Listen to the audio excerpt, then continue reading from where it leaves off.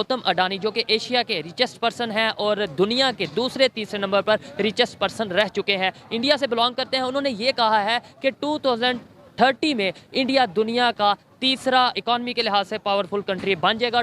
2050 में दुनिया का दूसरा बड़ा कंट्री बन जाएगा इकॉनमी के लिहाज से। इसी इंडिया के एक बिजनेसमैन हैं, एशिया के अमीर तरीन गौतम अडानी, उनकी ये स्टेटमेंट आई है कि 2030 में इंडिया दुनिया की तीसरी बड़ी इकॉनमी बन जाएगा। पहले तो ये बताएं, आपको क्या लगता है, क्या ये पॉसिबल है? जी ज़रूर पॉसिबल है, बिल्कुल। ठीक है, कैसे पॉसिबल है? और दूसरे नंबर पे पाकिस्तान की अगर इकॉनमी की बात की जाए, हम क्यों नहीं ग्रो कर रहे? ये नहीं कहते कि दुनिया की तीसरी हम भी बन जाए या पांचवी बन जाए, कम से कम ग्रो तो करें at least.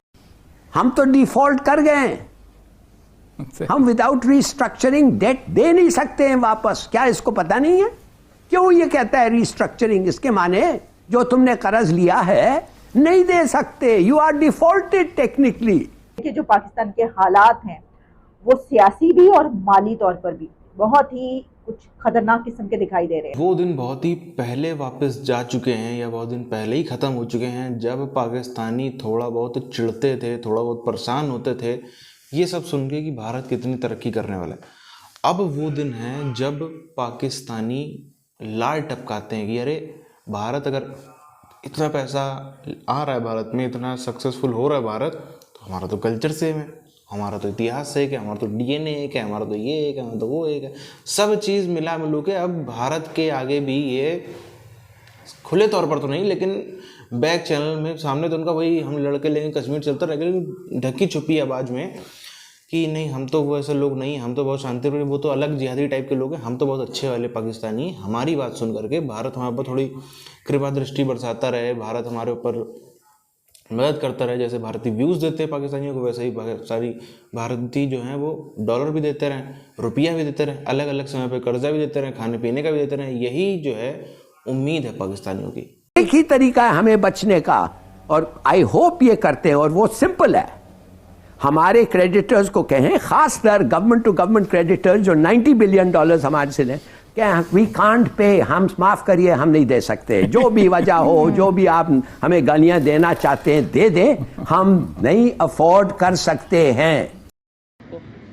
Ji I think so, in my opinion ये बिल्कुल पॉसिबल हो सकता है, क्योंकि उनके जो कुछ लॉज और कुछ उन्होंने आईटी स्पेशलिस्ट पे रिस्ट्रिक्शंस वगैरह लगाई हैं, जैसे उन्होंने वहाँ पे अपना एक सिटी बनाया आईटी का, बिल्कुल स्पेशली आईटी इस वक्त टॉप पे जा रही है। मैं खुद भी चूँकि थोड़ा सा इससे कंसर्न हूँ। आईटी के अलावा उनकी जो ऑटो इंडस्ट्री है वो जी बहुत बूम कर रही है। और सर अभी तो जो सिचुएशन करंट अगर आप पूछते हैं तो वो तो सबसे बड़ी तो आपकी पॉलिटिकल अनस्टेबिलिटी है। ठीक है, पाकिस्तान किसी भी वक्त डिफॉल्ट हो सकता है। बल्कि मैं देख रही थी कि जो इंटरनेशनल मीडिया ऑर्गेनाइजेशंस हैं उनमें तो यहाँ तक बात कही जा रही है कि पाकिस्तान किस दुनिया में मौजूद है कि अगर वो ये समझ रहा है कि नहीं वो उसे ऐसा कोई खतरा नहीं है। जरूरी नहीं है कि अंधी तकलीद जो है ये पाकिस्तानियों को अंधी तकलीद बंद कर देनी चाहिए।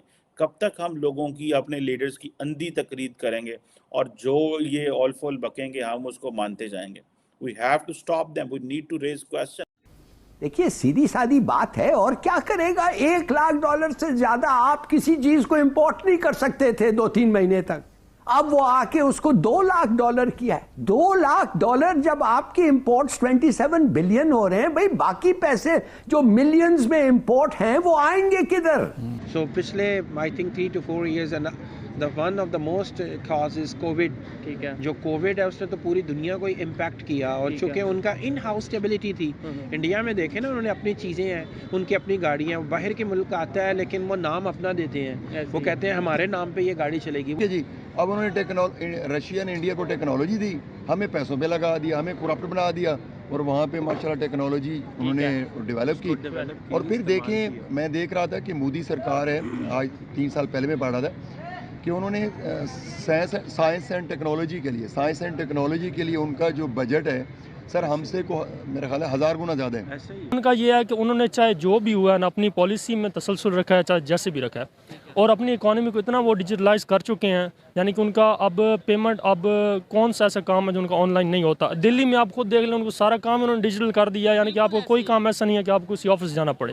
ठीक है, और सबसे बड़ी आप डॉक्यूमेंटेड इकोनॉमी ना हो ना तो आपका बेड़ा मतलब आपको कुछ भी नहीं हो सकता। अच्छा, वो होंडा का नाम नहीं लगाते हैं, सो उनकी स्टेबिलिटी इन हाउस में है, तो उनको बाहर की चीज़ों से ज़्यादा फर्क नहीं पड़ता।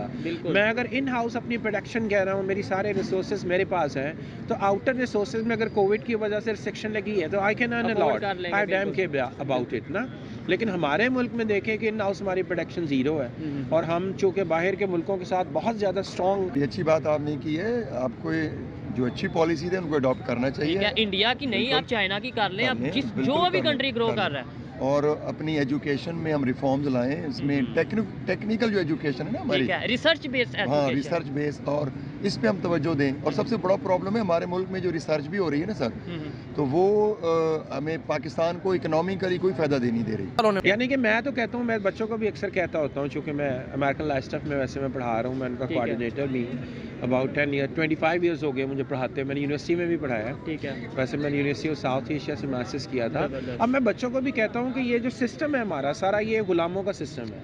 आप देखें ना, आप स्लेव्स जनरेट कर रहे हैं। आप भड़ों को भी देख लें और मुझे भी देख। आप एथलीट्स में, रनर्स में आप जब कंपेयर करने लगोगे, आप यूसेन बोल्ट के साथ करोगे। बिल्कुल, दुनिया का फास्टेस्ट मैन है ना, तो जो दुनिया में इस वक्त फास्टेस्ट ग्रो कर रहा है, तो आप उसी से कम्पीट करोगे। सिंपल।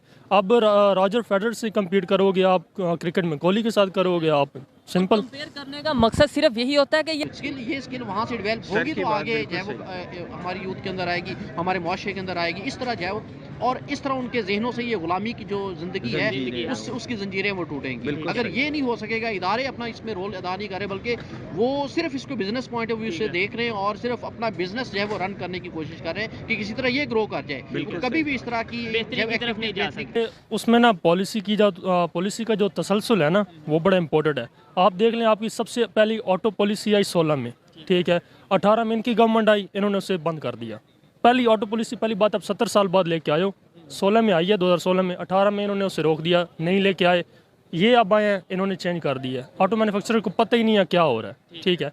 इवन दो मुझे नॉलेज है, लेकिन मैं एक दलदल में फंसा हुआ हूँ। मैं बिल पूरे करना चाह रहा हूँ, मैं बिजली के बिल पूरे करना चाह रहा हूँ, मैं कह रहा हूँ मेरे गैस का बिल पूरे हो जाए, मेरे रिसोर्सेज पूरे हो जाएं, कन्वेंस पूरे हो जाएं। इस सूरत हाल में कैसे इकॉनमी ग्रो कर सकती है, जब मैं सुबह उठता हूँ और मेरे माइंड में ये होता है कि यार आज किसी तरीके से घर खाना लेके आना है। और थोड़ा सी मेरी नॉलेज भी है, तो कुछ लोग अगर कह रहे हैं कि अमेरिका हमें सैबोटेज करता है, तो मैं ये भी देखता हूँ कि वो हमें फीडिंग में दे रहा है। बिल्कुल, अगर आप ई कॉमर्स में देखें, इंटरनेट पे गूगल करके देखें, तो यहाँ thousands of youngsters हैं which are earning from e-commerce। और वो यूएस से, कनाडा से, इंग्लैंड से, स्पेशल अमेज़न का आजकल बहुत चला हुआ है। सर सबसे बड़ी एग्जांपल, प्राइम एग्जांपल, आपके पास आईफोन अपना मैन्युफैक्चरिंग प्लांट इंडिया लेके चला, चाइना से इंडिया में क्यों लेके चला गया?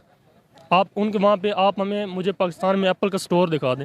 ऑफिशियल स्टोर नहीं है आपका पाकिस्तान में। पूरे 22 करोड़ 24 करोड़ मुल्क है और उनके पास किस चीज़ का ऑफिस नहीं है। फेसबुक वहाँ बैठा है हैदराबाद में, लखनऊ में, अमेज़न बैठा अपना हेड ऑफिस बना। अब सिर्फ और सिर्फ पाकिस्तानियों को पूरी तरीके से ये उम्मीद है कि जिस तरीके से भारतीय दिन भर पाकिस्तानी चैनलों पर डोलते रहते हैं, जिस तरीके से भारतीय इतना सब इंटरेस्ट लेते हैं सुनने में, भारतीय लोग कहीं ना कहीं उनको पता नहीं ऐसा क्यों लगता है कि भारतीय लोग ऐसे हैं कि उनको हम थोड़ा सा भी मूर्ख बनाएंगे तो भारतीय लोग मूर्ख बन जाएंगे और बड़े ही आराम से जो है वो करते रहते हैं। आप देखो पिछले 6-7-8 महीनों में क्या क्या नहीं किया इन्होंने। अपना पूरा डेलीगेशन भेज दिया भारत, दिल्ली में। वो हम ही लोग के टैक्स के पैसों पे मुफ्त की रोटियां तोड़ता रहा। खैर इंटरनेशनल डिप्लोमेसी है, प्रोटोकॉल है, करना पड़ता है।